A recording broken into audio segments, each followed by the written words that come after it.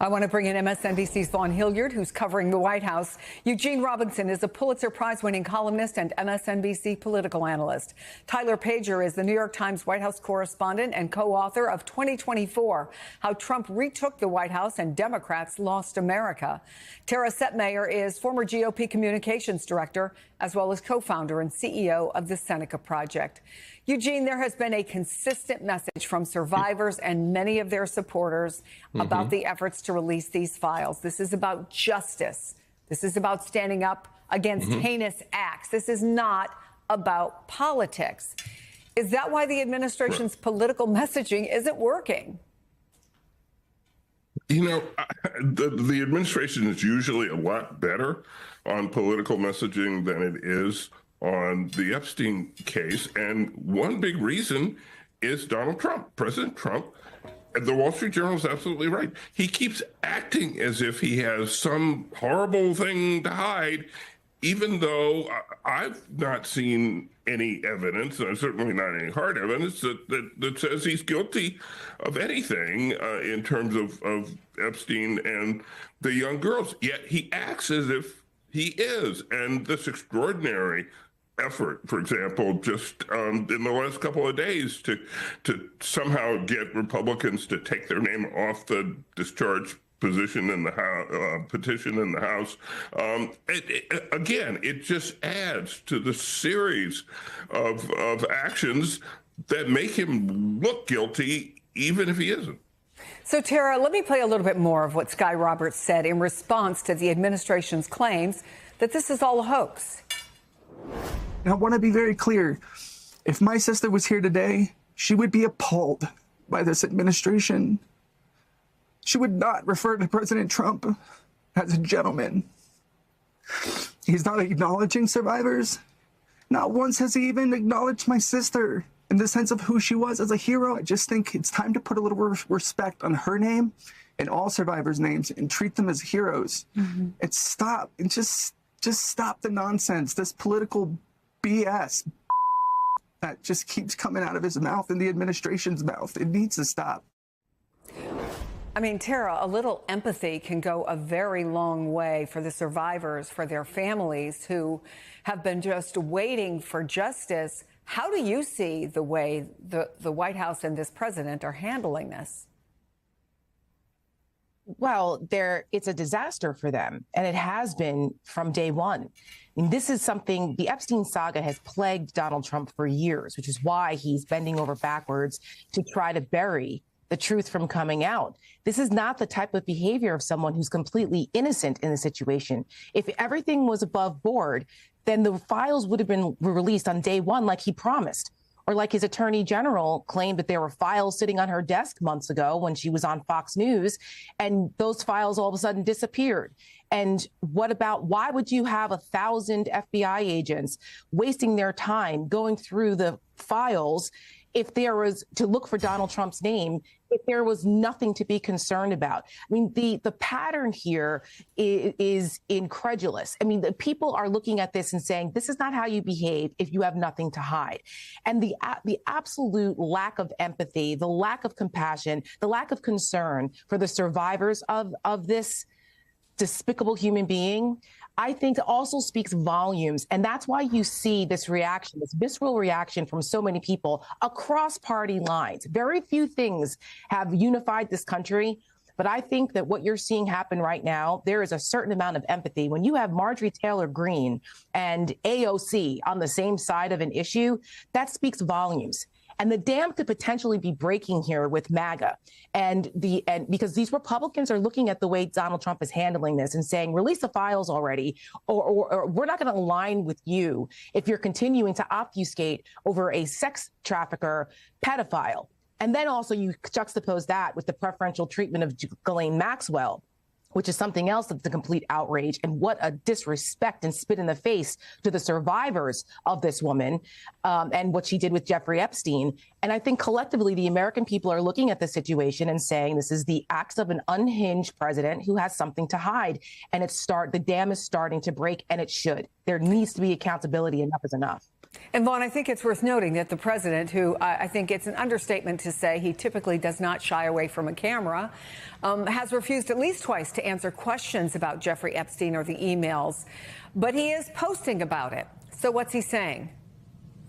Right, and this is where it gets difficult to understand the extent to which there is any guilt of conscience on the behalf of the president of the United States, because he hasn't shared regret. He's noted that he, in his words, booted Jeffrey Epstein from his Mar-a-Lago club because he was a creep and that he stole young women that were working at his club. But that is a far cry from suggesting that he was aware of sexual abuse and that Jeffrey Epstein and Ghislaine Maxwell were engaged in sex trafficking. And that is where there is the deep questions as to why not only has he not ordered the release of the DOJ files, which he suggested during his presidential campaign he would, but here, just in the last hour, in 2 different social media posts, he is now directly calling for his Attorney General, Pam Bondi, to investigate Jeffrey Epstein as it pertains to some certain individuals that are Democrats. The former president, Bill Clinton, Larry Summers, Reid Hoffman. He directly calls on his attorney general to investigate these individuals and their involvement in Jeffrey Epstein and their relationship with him. And this is really what hits at the heart of the question as to the defense that he and the Department of Justice have made so far as to why they haven't released the files up to this point. And that is to protect individuals who the Department of Justice was not able to convincingly go to a grand jury to seek an indictment of for criminal wrongdoing. But now what you have is the president calling for a direct investigation and the potential release of files as it relates to Democrats, but not himself. I want to let you listen to attempted questions that were directed at the president on Tuesday night. Mr. President, on Jeffrey Epstein. Thank you very much. Thank you guys for knowing. Mr. President, can you respond to these Epstein emails that were released today? Well done, Mr. President. Great job. Ignoring the questions, which has not been common practice for him in 2025, Chris. And then last night again, the president, upon leaving the East Room, several reporters again tried to ask him about the documents that were released by the House Oversight Committee, and he walked out without acknowledging those questions as well. And that is where, instead of placing the ire on Jeffrey Epstein or even specifically the victims and the survivors, and understanding that they have actively speaking out and sharing their own experiences, you have the president here in the last hour in another social media post explicitly calling out Republicans on Capitol Hill, either in the House, who signed on to that discharge petition, or also potentially Republican senators who may vote to have those the DOJ compelled to release the files.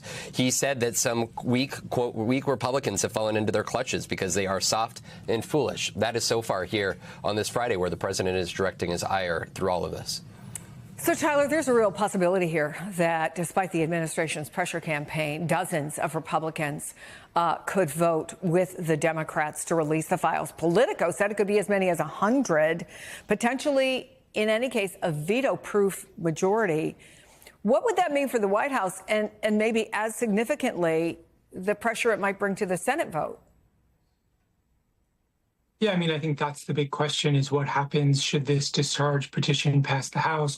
What sort of pressure does John Thune, the majority leader in the Senate, face from his base and from the broader Republican Party about bringing this to the floor? I think it's unlikely at this point that we see the Senate vote on this petition, but I think the House vote will be instructive. But, you know, I think this broader environment that we're in right now, where Trump is facing some pushback and pressure from his base and from some of his most loyal supporters on a whole range of issues. Obviously, the Epstein case has been a flashpoint dividing the base, but it's not just the Epstein files, right? It's also inflation and prices, his overseas commitments. There's a whole range of things. And so I think this is just part of a larger challenge the president and his administration.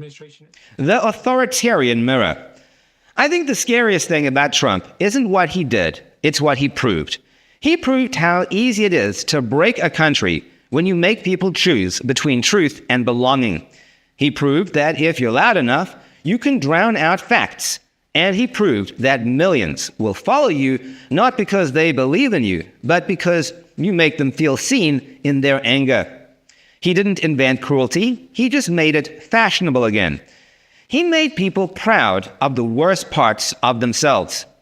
The insults, the lies, the mocking, it wasn't politics anymore. It was an identity. And when the system tried to stop him, the courts, the press, the voters, he turned their resistance into proof of persecution. That's what makes him dangerous. Not his power, but his ability to convince others they're powerless without him. He showed every aspiring strongman on earth that democracy doesn't need to be destroyed. It just needs to be mocked until it collapses on its own. And when that happens, we won't need another Trump, because we'll already be living in his aftermath. Maybe that's Trump's true legacy. Not his buildings, not his rallies, not his wealth, but the lesson he left behind. That democracy doesn't die in darkness. It dies in daylight, cheered on by people who think they're saving it.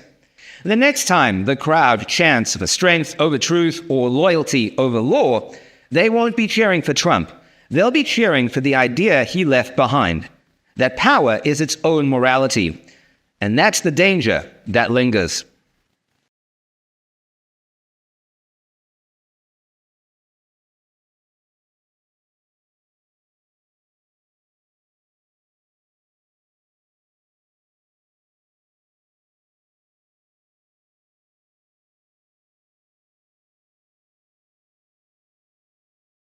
I want to bring in MSNBC's Vaughn Hilliard, who's covering the White House. Eugene Robinson is a Pulitzer Prize-winning columnist and MSNBC